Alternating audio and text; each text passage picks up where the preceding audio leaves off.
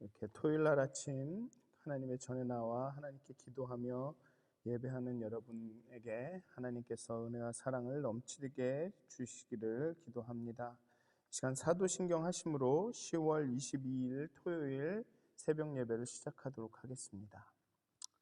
전능하사 천지를 만드신 하나님 아버지를 내가 믿사오며 그 외아들 우리 주 예수 그리스도를 믿사오니 이는 성령으로 잉태하사 동정녀 마리아에게 나시고 본디오 빌라도에게 고난을 받으사 십자가에 못 박혀 죽으시고 장사한 지 사흘 만에 죽은 자 가운데서 다시 살아나시며 하늘에 오르사 전능하신 하나님 우편에 앉아 계시다가 저로서 산 자와 죽은 자를 심판하러 오시리라. 성령을 믿사오며 거룩한 공회와 성도가 서로 교통하는 것과 죄를 사하여 주시는 것과 몸이 다시 사는 것과 영원히 사는 것을 믿사옵나이다. 아멘. 찬송가 360장 함께 찬양하시겠습니다. 찬송가 360장입니다. 행군 나팔 소리에 함께 찬양하시겠습니다. 찬송가 360장입니다. 행군 나팔 소리에 주의 호령 났으니 십자가의 군기를 높이 들고 나가세. 선한 싸움 다 싸우고 의의 면류관 받았으리라. 선한 싸움 다 싸우고 의의 면류관 예루살렘 성에서 면류관 받으리. 저 요단강 건너 우리 싸움 마치는 날 의의 면류관 예루살렘 성에서 악한 마귀 권세를 모두 깨쳐버리고 승리하신 주님과 승전가를 부르세. 선한 싸움 다 싸우고 의의 면류관 받았으리라. 선한 싸움 다 싸우고 의의 면류관 예루살렘 성에서 면류관 받으리. 저 요단강 건너 우리 싸움 마치는 날 의의 면류관 예루살렘 성에서 달려갈 길 다 가고 싸움 모두 마친 후 주와 함께 기쁨을 용사들아 누리세. 선한 싸움 다 싸우고 의의 면류관 받았으리라. 선한 싸움 다 싸우고 의의 면류관 예루살렘 성에서 면류관 받으리. 저 요단강 건너 우리 싸움 마치는 날 의의 면류관 예루살렘 성에서. 아멘. 기도하시겠습니다. 하나님 이 아침에 우리가 하나님 앞에 나아가 하나님의 은혜와 진리를 구합니다. 하나님께서 우리를 깨우쳐 주시고 인도해 주시고 하나님의 진리를 가르치시고 또한 하나님의 깊은 사랑으로 우리의 마음을 열어주시기를 간절히 기도합니다. 하나님, 우리에게 가나안을 약속해 주셨고 또 우리에게 면류관을 주시려고 준비해 주셔서 너무 감사합니다. 하지만 우리가 가나안에 들어가기 전에, 그 의의 면류관을 쓰기 전에 우리가 싸워야 할 그 선한 싸움이 있음을 잊지 않게 하여 주시옵소서. 그리고 그 싸움을 싸우는 가운데 하나님께서 우리를 도우시고 하나님께서 우리를 힘주시고 우리와 함께 우리를 위해서 싸우시는 것을 잊지 않게 하여 주시옵소서. 그리하여서 그 선한 싸움을 마치는 날, 그 의의 면류관을 받는 그날, 정말 하나님을 찬양하고 하나님과 기뻐하는 그날을 소망하면서 정말 우리가 하루하루 그 선한 싸움에 임할 수 있도록 하나님, 우리가 싸움을 할 힘을 주시고 견디어 나갈 용기를 더하여 주시옵소서. 감사합니다. 예수님의 이름으로 기도하였습니다. 아멘. 오늘 함께 나누실 말씀은 신명기 2장 26절에서 37절까지의 말씀입니다. 신명기 2장 26절에서 37절까지의 말씀입니다. 제가 봉독하도록 하겠습니다. 신명기 2장 26절에서 37절까지의 말씀입니다. 내가 그대못 광야에서 헤스본 왕 시온에게 사자를 보내어 평화의 말로 이르기를 나를 내 땅으로 통과하게 하라. 내가 큰 길로만 행하고 좌로나 우로나 치우치지 아니하리라. 너는 돈을 받고 양식을 팔아 내가 먹게 하고 돈을 받고 물을 주어 내가 마시게 하라. 나는 걸어서 지날 뿐인즉 세일에 거주하는 에서 자손과 아르에 거주하는 모압 사람이 내게 행한 것 같이 하라. 그리하면 내가 요단을 건너서 우리 하나님 여호와께서 우리에게 주시는 땅에 이르리라 하였으나 헤스본 왕 시온이 우리가 통과하기를 허락하지 아니하였으니 이는 내 하나님 여호와께서 그를 내 손에 넘기시려고 그의 성품을 완강하게 하셨고 그의 마음을 완고하게 하셨음이 오늘날과 같으니라.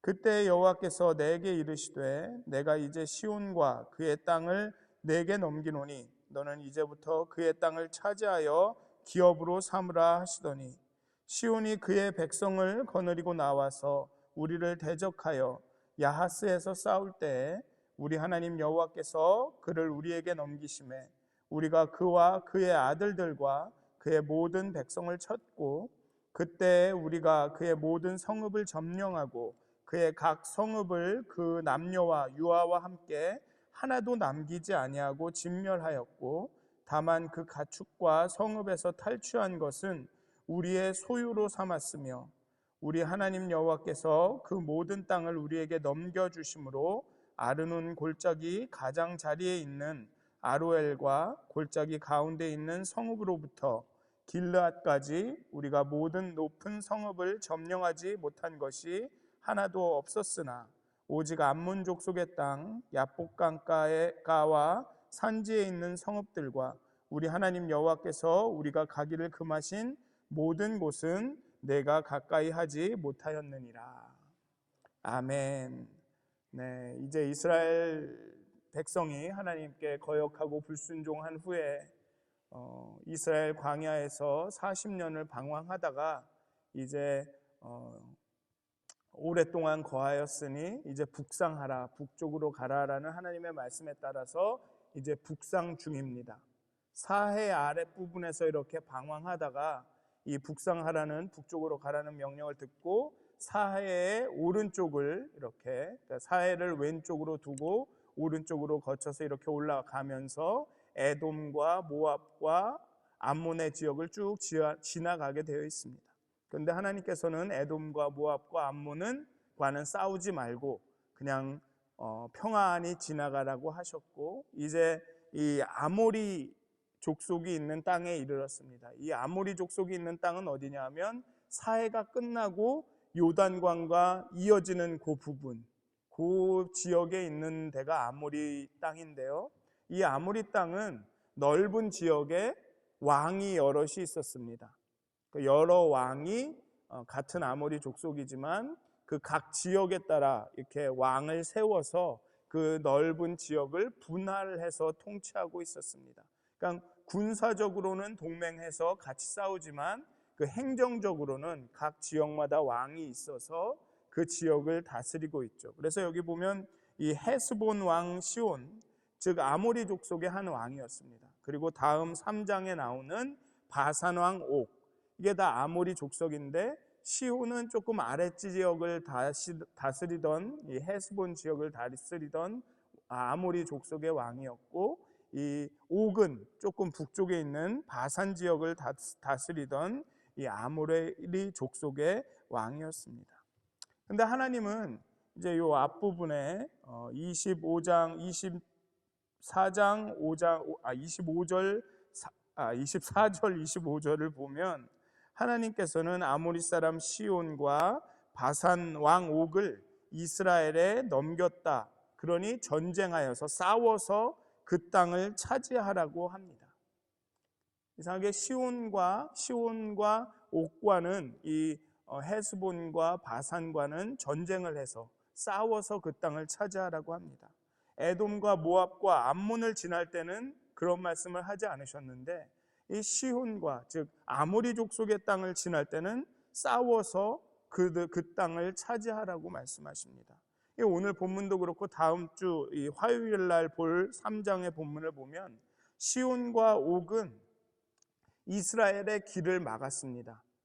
자신의 땅을 지나가지 못하게 했고 심지어는 군사들을 이끌고 나와서 이스라엘과 대치했습니다. 이스라엘을 공격을 했죠. 어떻게 보면 그냥 이스라엘 한 민족을 막고 그들을 공격한 거지만 이 이스라엘은 하나님의 명령을 받고 가는 사람들입니다. 즉 하나님의 길을 막고 하나님을 공격한 것과 마찬가지죠. 그래서 결과적으로 시온과 옥은 이 헤스본과 바산은 이스라엘에게 전멸당합니다. 진멸당하죠. 성경에는 진멸당한다라는 말이 나옵니다. 이게 히브리어는 헤렘이라고 하는 것인데 싹 죽이는 것이죠.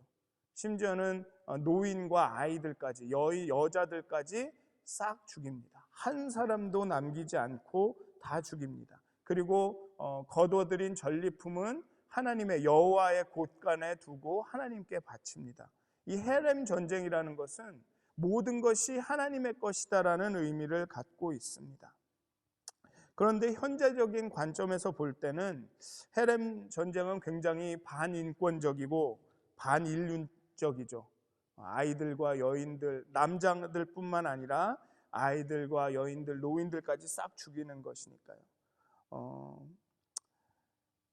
그런데 이 전쟁은 단순히 그런 인종 청소, 그 제노사이드가 아닙니다. 하나님의 입장에서 볼 땐 또 이 아모리 족속의 입장에서 볼 때는 이것은 심판 전쟁입니다.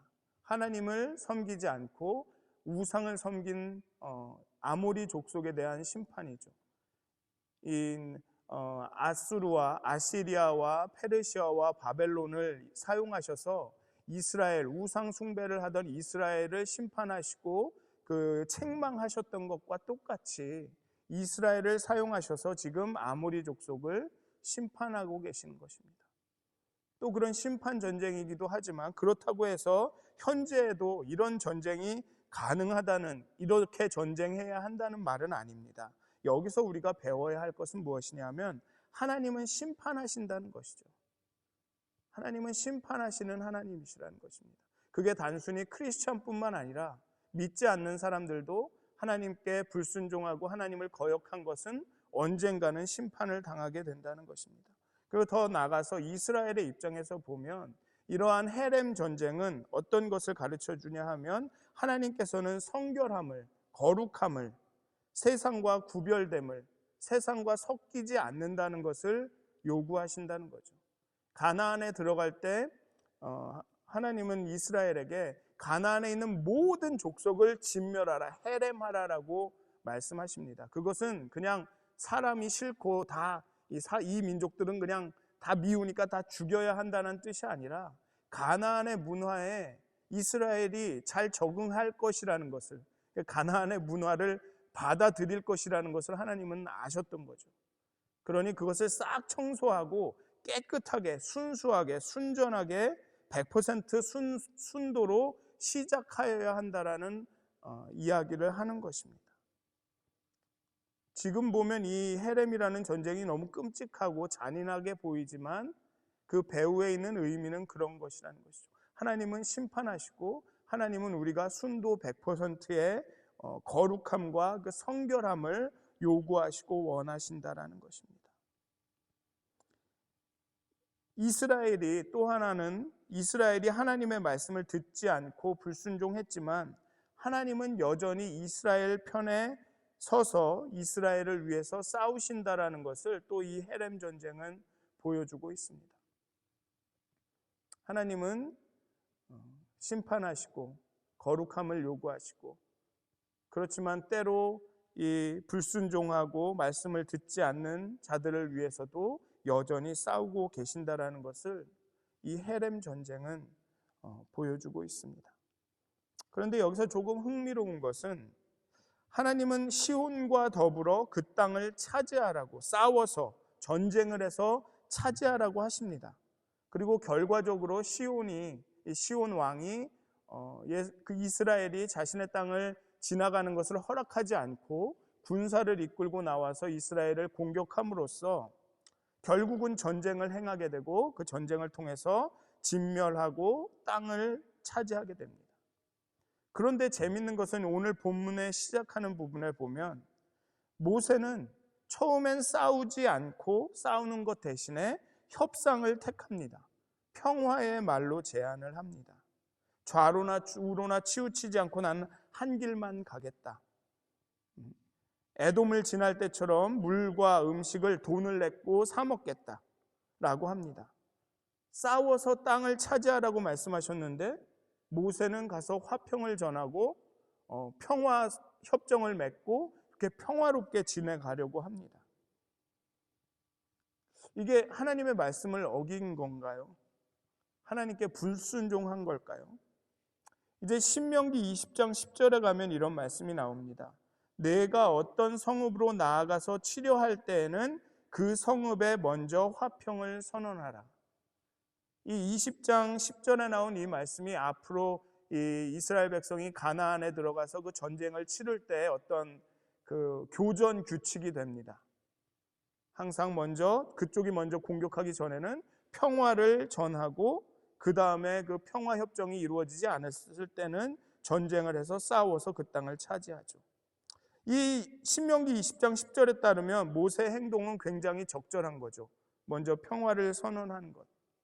그런데 결과적으로는 하나님이 말씀하신 대로 싸워서 그 땅을 차지하게 됩니다. 이게 굉장히 흥미로운 게 아닐 수가 없습니다. 하나님은 과거, 현재, 미래를 함께 보시기 때문에 결국은 싸워서 그 땅을 차지하게 될 것임을 아셨습니다. 그렇기 때문에 모세에게는 싸워서 차지하라고 하셨죠. 미리 모든 것을 아셨습니다. 그러니까 결국은 싸워서 차지하라. 너희들은 전쟁에서 차지하게 될 것이다 라고 말씀을 하셨습니다. 그런데 모세의 입장으로 볼 때는 하나님이 싸워서 차지하라고 하셨는데 갑자기 자기는 평화의 선언을 했습니다. 그런데 시온이 마음을 완고하게 했습니다. 자신의 평화협정을 받아들이지 않아요. 그러니까 모세는 싸우라는 말을 듣고 평화 조약을 맺으려고 했는데 시온이 그 조약을 받아들이지 않으니 결국 모세의 입장에서는 하나님께서 시온의 마음을 완고하게 하셔서 결국은 하나님의 말씀대로 싸워서 그 땅을 차지하게 하시는구나 라고 이해하게 된 거죠. 그러니까 여기 오늘 본문을 보면 여호와께서 그를 내 손에 넘기시려고 그의 성품을 완강하게 하셨고 그의 마음을 완고하게 하셨음이 오늘과 같다라고 표현하게 됩니다. 그런데 이를 하나님께서 시온의 마음을 완강하게 하셨다라는 것을 마치 로봇처럼 가만히 갑자기 이스라엘이 딱 오니까 그래 나는 완고해야 돼, 완강해져야 돼 라고 그냥 순간 기계적으로 완고한 마음을 얻었다라고 이렇게 시온이 그냥 무턱대고 로봇처럼 마음이 완고해졌다라고 받아들이면 안 될 것 같습니다. 요한복음을 우리가 지난번에 읽었는데요. 거기도 보면 예수님이 유다가 자신을 배반할 것을 예고하시지만 중간중간 예수님은 유다에게 돌이킬 수 있는 기회를 주십니다. 이렇게 떡을 주면서 내가 떡을 주는 사람이 나를 배반할 것이다 하면서 유다에게 떡을 주면서 그의 양심을 자극하시죠. 야, 하지 마라. 돌이켜라. 기회를 주십니다. 비록 유다가 배반할 것을 아시고 예고하셨지만 유다가 돌이키시기를 원하죠. 결심을 바꿀 여지를 계속 주십니다. 그런데 결국 유다는 그렇게 선택을 합니다. 예수님을 배반하는 선택을 합니다. 모세의 경우도 보면 물론 결과적으로는 하나님이 말씀하신 대로 싸워서 그 땅을 차지하게 되지만 모세는 평화를 선언합니다. 아모리 족속의 땅을 지나가게 해달라고 정중히 부탁을 하죠. 그런데 재밌는 것은 그 앞부분에 보면 천하가 이스라엘을 무서워하며 두려워하게 하고 이스라엘의 이름을 듣고 근심할 것이라는 말을 들었습니다. 싸워서 그 땅을 결국은 차지하게 될 것이라는 하나님의 예언을 들었습니다. 그런데 모세는 평화를 제안을 합니다. 이게 좀 약간 뭐라 그럴까요? 이게 굉장히 이율배반적이고 맞지 않는 것 같지만 잘 생각해 보면 자신이 이길 것이라는 확신이 있는 사람들, 자신이 어떻게 하든 싸우면 내가 저 사람은 제압할 수 있어라고 당당한 사람이, 두려울 것이 없는 사람이 평화를 제안을 합니다. 절대적인 힘을 가진 사람들은 평화롭게 일을 해결하려고 하죠. 자신감에 오히려 자신의 존재감을 보이고 자신이 강하다라는 것을 막 증명하고 싶은 사람이 오히려 폭력적으로 나옵니다. 야, 내가 여기서 강하게 안 나가면 내가 꿀려. 내가 약한 게 드러날 거야 라는 그런 사람들이 오히려 폭력적으로 나옵니다. 그래야 자신을 사람들이 두려워하고 존중하게 될 것이라고 생각을 하는 것이죠. 그런데 진짜 강한 사람들은 평안합니다. 그냥 평화롭게 모든 것을 해결하려고 합니다. 사자는 평안하죠. 그런데 똥개가 짖습니다. 똥개는 바람 소리만 들려도 짖습니다. 그러니까 모세는 그랬던 것 같습니다. 하나님의 언약을 믿었습니다. 이 사람들이 날 두려워할 거고 싸우면 내가 분명히 이길 거고 하나님이 나를 대신해서 싸울 것이라는 당당함이 있었던 거죠. 그러니 가서 평화를 제안할 수가 있었던 것입니다. 내가 그냥 조용히 갈게. 싸우면 너네 죽어. 싸우면 전쟁이 나면 너네 다 죽여야 돼. 그러니까 그냥 우리 조용히 가자. 전쟁에서 이기는 것도 좋지만 싸우지 않고 전쟁하지 않고 이기는 것이 더 좋은 거 아닙니까? 그 하나님을 믿기 때문에 모세는 평화를 제안할 수가 있었던 것입니다. 우리 싸우지 말고 가자. 싸워봐야 너만 피곤해. 우리는 아무 문제 없어. 그러니 평화를 제안할 수 있었던 것입니다. 그리고 오로지 선택은 이제 아모리 족속의 왕 시온에게 달려있는 것이죠.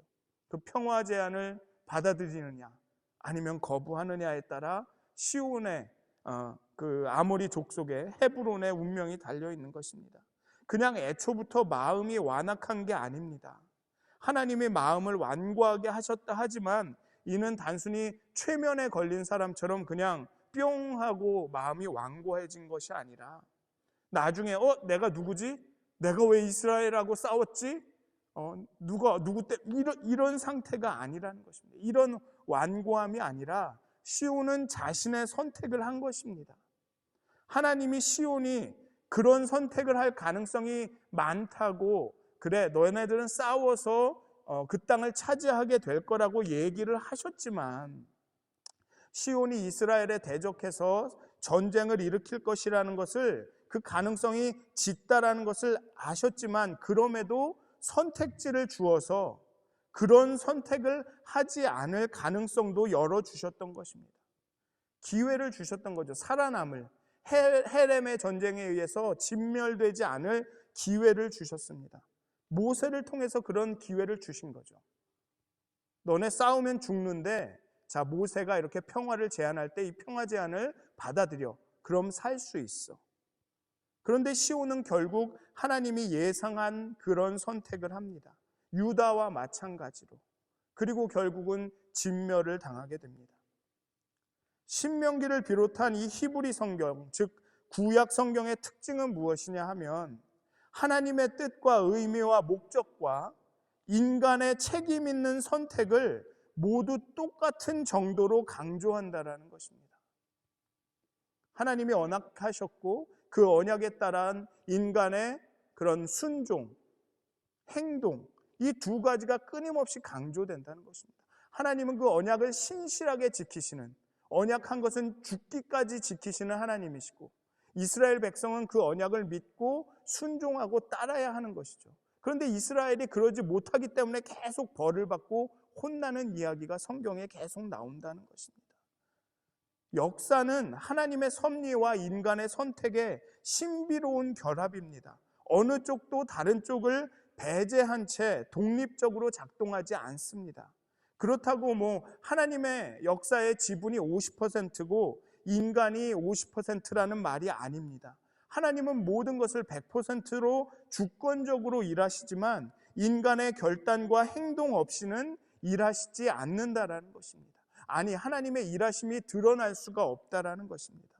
에돔, 모압, 암몬도 아마 시온이나 옥처럼 국경을 나와서 이스라엘과 전쟁을 수행했다면 진멸을 면치 못했을 것입니다. 암몬도, 에돔과 모압과 암몬도 하나님께서 그 사람들과는 전쟁하지 말라 했지만 에돔과 모압과 암몬도 만약에 이스라엘과 전쟁하겠다는 선택을 했다면 아마 진멸을 면치 못했을 것입니다. 하나님의 뜻은 있지만 결국은 에돔과 암몬과 모압이 어떻게 선택하느냐에 따라 그 운명이 달라질 수 있다는 것입니다. 구원은, 신앙생활은 100% 하나님의 은혜이고 하나님의 결정이고 하나님의 행동입니다. 하나님의 사랑 없이는 구원은 없습니다. 그렇지만 그 구원을 경험한 사람들의 삶은 책임이 따릅니다. 그 구원을 경험한 우리들에게 책임이 있다라는 것이죠. 행동해야 할 책임이 있다는 것입니다. 그렇다고 내가 다 해야 한다라는 그런 의무로서의 책임, 이런 뜻은 아닙니다. 하나님의 은혜와 사랑에, 하나님의 그 결정에 반응해야 한다라는 것입니다. 우리의 행동으로 반응해야 된다는 것이죠. 책임이라는 영어 단어는 responsibility입니다. 응답을 뜻하는 response와 능력을 뜻하는 ability의 결합입니다. 즉 책임이 뭐냐면 반응할 수 있는 능력이라는 것입니다. 그게 책임이라는 것입니다. 하나님의 사랑에, 하나님이 주신 은혜에, 하나님이 주신 그 진리의 뜻에 반응하는 것. 단순히 내가 뭘 하는 것이 아니라 반응하는 것이죠. 사랑받으려고 노력하는 것이 아니라 사랑받았기 때문에 노력하는 것입니다. 사랑의 관계를 유지하고 사랑의 관계를 이어가기 위해서 노력하는 것이죠. 아무 관계가 없는 사람과 사랑하려고, 사랑을 하는 관계를 만들려고 노력하는 것이 아니라 사랑하는 사람과 그 관계를 유지하기 위해 노력하는 것입니다. 우리가 기도하고 말씀 읽고 예배드리고 찬양하는 것이 다 그런 노력이라는 것입니다. 하나님이 주신 그 사랑이 내 마음에 계속 머물기를, 또 내 안에 있는 하나님에 대한 사랑이 하나님께 닿기를 노력한다는 것입니다. 이 노력이라는 말이 참 미묘합니다. 근데 분명한 건 그런 거죠. 좀 예가 적절할지 모르지만 여러분들 이제 휴일날 주말에 이렇게 소파에 앉아서 이렇게 TV를 막 보면서 스포츠 경기를 막 보고 있습니다. 근데 아내가 딱 와서 여보, 저 아래층에 가서 좀 빨래 좀 갖다 줘요. 그러면 살짝 좀 짜증이 나죠. 지금 막 중요한 순간인데. 그렇지만 남편들이 일어나서 가서 가져옵니다. 왜냐하면 아내가 나를 사랑하니까, 나도 아내를 사랑하니까 그 사랑 때문에 그렇게 하죠. 그렇지만 약간의 노력이 필요합니다. 그 순간의 짜증을 이기고 귀찮음을 극복하고 내려가서 가져오는 거기엔 그런 노력이 필요하지만 결국은 그것은 사랑에 근거한 거죠. 그런데 옆집 아줌마가 와서 저기요, 우리 집에 가서 빨래 좀 걷어주세요. 근데 걷어줄 수 있지만 그때 해야 하는 노력은 아내가 부탁했을 때 해야 하는 노력과는 질이 다르죠. 우리가 해야 하는 노력은 그런 노력이라는 것입니다. 사랑을 유지하기 위해, 사랑하기 때문에, 사랑받았기 때문에. 사랑하는 믿었은 가족 여러분, 은혜와 우리는 늘 은혜, 사랑을 얘기할 때마다 걱정하는 게 있죠. 우리는 아무것도 안 해도 돼 라고 생각할까 봐. 우리는 할 일이 없어, 하나님이 다 하시는 거야 라고 생각할까 봐 걱정이 있습니다. 하지만 진짜 사랑을 경험한 사람들은 그 사랑에 반응하지 않을 수가 없습니다. 하나님이 날 이만큼 사랑했다라는 걸 아는 사람들은 사랑하니까 하나님을 더 알고 싶고, 사랑하니까 하나님과 더 기대하고 싶고, 하나님 사랑하니까 그 사랑 때문에 하나님을 더 만나고 싶어지는 것입니다. 그러니까 더 기도하고, 더 말씀 읽고, 더 예배하고, 더 찬양하게 되는 거죠. 하나님의 역사는, 신앙생활은 100% 하나님의 은혜와 100% 인간의 선택과 행동에 의해서 이루어집니다. 우리가 싸울 선한 싸움이 있습니다. 우리는 면류관을 받을 것이지만, 우리는 가나안에 들어갈 것이지만, 우리가 싸워야 할 선한 싸움이 있습니다. 우리가 결단을 내리고 선택을 하면서 행동해야 할 일들이 있습니다. 사랑에 반응해야 합니다. 여러분들이 하시는 모든 신앙생활의 모든 것이 그렇게 하나님의 사랑에 대한 응답이기를, 정말 사랑으로 인해서 너무나도 기쁘고 행복하게 즐겁게 예배하고 찬양하고 성경 읽고 기도하게 되시기를, 정말 그렇게 하나님과의 깊은 사랑의 관계가 돈독해지시기를, 여러분들의 삶 가운데 하나님을 늘 선택하시기를 축원드립니다. 기도하시겠습니다. 하나님, 우리가 온전히 하나님의 은혜와 사랑에 우리의 결단과 우리의 행동으로 반응할 수 있도록, 행동이 없는 믿음은, 행함이 없는 믿음은 죽은 믿음이라, 사랑으로서 역사하는 믿음을 우리가 살아 보일 수 있도록 하나님 오늘도 이 아침에도 정말 하나님의 은혜를 깊이 경험하게 해 주시옵소서. 그래서 사랑이 우리를 강권하셔서 우리로 행동하게 하여 주시옵소서. 사랑이 우리 가운데 일하셔서 우리로 말씀을 보게 하시고, 기도하게 하시고, 예배하게 하시고, 봉사하게 하시고, 섬기게 하여 주시옵소서. 정말 하나님의 사랑이 우리 안에 일하셔서 정말 우리를 신바람 나게 신앙생활할 수 있도록 하나님 우리를 인도하여 주시옵소서.